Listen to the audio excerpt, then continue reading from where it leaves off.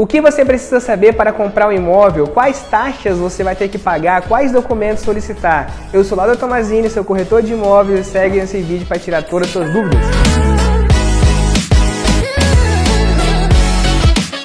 Vamos lá, pessoal. O primeiro passo para você poder verificar aquela compra, para início de conversa, tem que visitar o imóvel. Vamos começar do início. Então, primeiro, você viu o imóvel lá no anúncio, ouviu com o corretor, viu com alguém, gostou do imóvel, a primeira coisa que você tem que fazer é visitar o imóvel. Você está comprando um imóvel, uma coisa que não se mexe, então você tem que ir lá visitar e conhecer. Nada de assinar contrato sem um imóvel, nada de dar sequência em negociação sem conhecer o imóvel. Primeira coisa é ver o imóvel. Gostou do imóvel, aquilo que você quer? Aí a gente vai para o próximo passo, que é verificar documento, financiamento e todo um processo aí para seguir. Nesse vídeo de hoje, eu vou falar o que você precisa verificar para poder comprar um imóvel. Eu não vou me aprofundar muito nas questões de financiamento, você tem que ver. Eu vou focar mais nos documentos que você tem que pedir para negociação e o que você vai gastar para comprar um imóvel. Então, o primeiro passo é pedir para o seu corretor tirar uma ônus atualizada, uma certidão de ônus, certidão de inteiro teor, certidão de registro, depende da região que você está, mas você tira esse documento no cartório de registro. A gente tem dois cartórios no Brasil, quer dizer, que popularmente conhecido.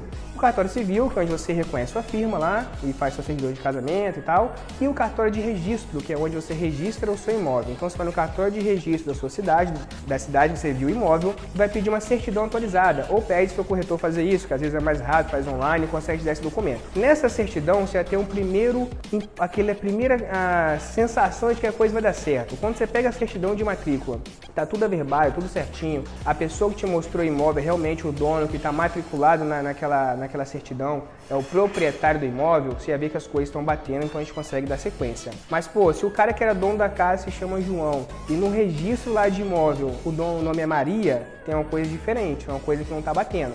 Aí você tem que verificar por que está assim, para ver se o documento realmente está correto para você dar sequência ali para frente. Então, o primeiro passo é analisar o ônus do imóvel, isso aí todo mundo deveria saber e tem que seguir dessa forma. O segundo passo, gente, é custos, né? Prefeitura e condomínio. Ninguém comprar um imóvel cheio de dívidas e você tem que assumir isso. Então, peça uma CND do IPTU, que é uma certidão negativa de débito do seu município.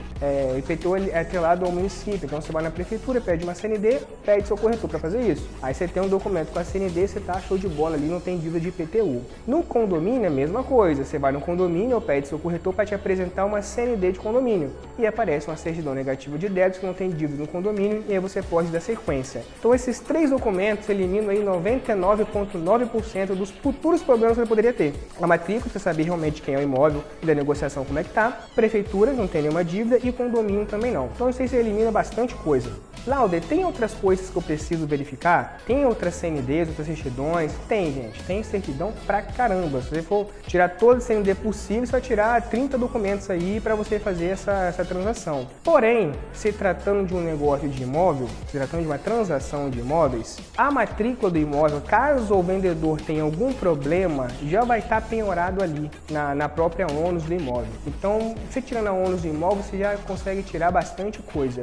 E claro, se você for fazer um financiamento, o próprio banco do financiamento já vai fazer uma verificação muito mais refinada nesse processo. Se sua compra for à vista, tenta pedir lá a CND trabalhista, CND federal, municipal, estadual dos vendedores, que também já vai suprir aí toda a necessidade que você precisa fazer essa transferência. E o próprio cartório que faz a escritura também confere esses documentos para não ter uma escritura cancelada no futuro, né? Bom, e a gente já falou um pouquinho dos documentos que você precisa para verificar. E o que você vai gastar? Quais são as taxas que você gasta para comprar o imóvel? Normalmente são 4 taxas. Um despachante, um corretor que você contrata, um despachante para fazer o serviço de despachante. A escritura do imóvel, se for financiamento, o contrato do banco, eles te cobram um valor. Então, se você está vendo isso aí, o banco te passou um valor ainda, você tem que perguntar, porque vai ter um valor.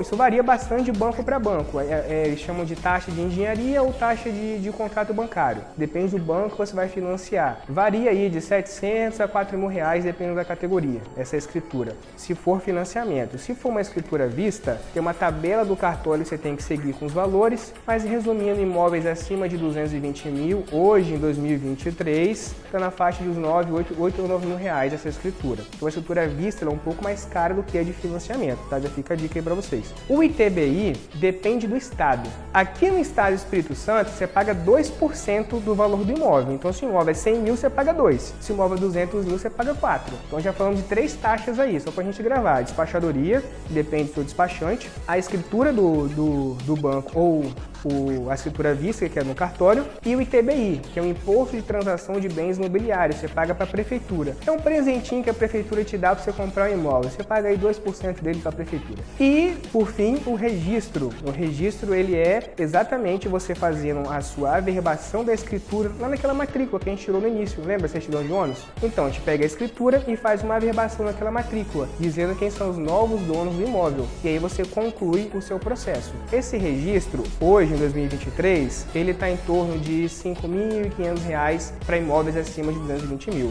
Caso o imóvel seja menor, esse valor diminui um pouco, mas não muito. E se você for financiar o imóvel, você paga 2 registros. Então, em vez de 5.500, você vai pagar na faixa de 11 mil reais, beleza? Isso aí, pessoal, tem bastante dúvida sobre isso. E para quem vai comprar o primeiro imóvel, você tem desconto de 50%. Então, você acaba ganhando 50% do dobro. Você vai pagar 5.500 mesmo com o desconto de primeiro imóvel. Bacana? Isso é um pouquinho do que a gente precisa para fazer essa transação de imóvel. Eu falei bem rápido aqui para não ficar aquele vídeo muito longo. Mas tendo alguma dúvida, claro, pode chamar a gente aqui nos comentários que a gente vai responder. Saudações, pessoal!